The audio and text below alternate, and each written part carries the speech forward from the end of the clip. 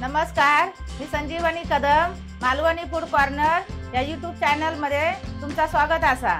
आज मी तुमका दाखवणार आहे सुक्या गोलंब्याचं सार। तर चला मग सुरुवात करूया।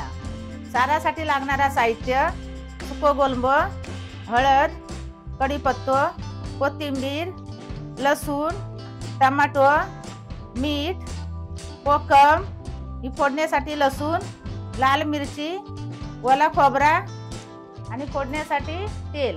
आता आपण गोलंब भाजून घेऊया। पॅन गरम झाला, आता आपण गोलंब भाजून घेऊया। गोलंब मध्यमच भाजून घ्यायचं। हे बघा, असं भाजलेलं गोलंब आता धुवून घेऊया। आता या सगळा वाटून घ्यायचा। कढीपत्ता, कोथिंबीर, मिरची, लसूण, टमाटो, ही हळद आणि खोबरा याचा सगळ्याचा वाटण करून घेऊया। आता थोडा त्याच्यात पाणी टाकूया। आता सारात ना फोडणी देऊया। आता पहिला तेल टाकून घेऊया, नंतर त्याच्यात ही लसूण चांगली लाल होईसर परतून घ्यायची। आता ही बघा, लसूण एकदम लालसर भाजा निली। आता त्याच्यात वाटप टाकूया।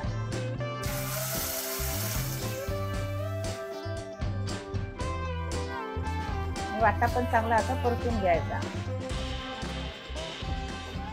हे बघा, वाटप आता चांगला असा भाजा निला, असे बुडबुड येईल। त्यानंतर मग त्याच्यात गोलंब टाकायचं, तो पण परतून घ्यायचो।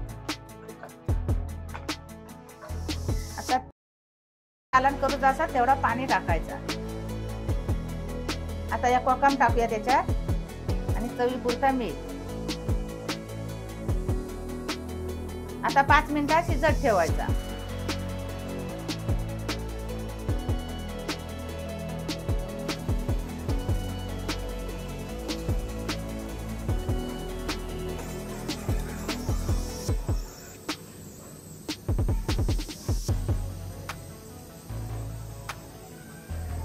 सुक्या गोलंब्याचं सार मी बनवलंय, तसं तुम्ही पण बनवून बघा।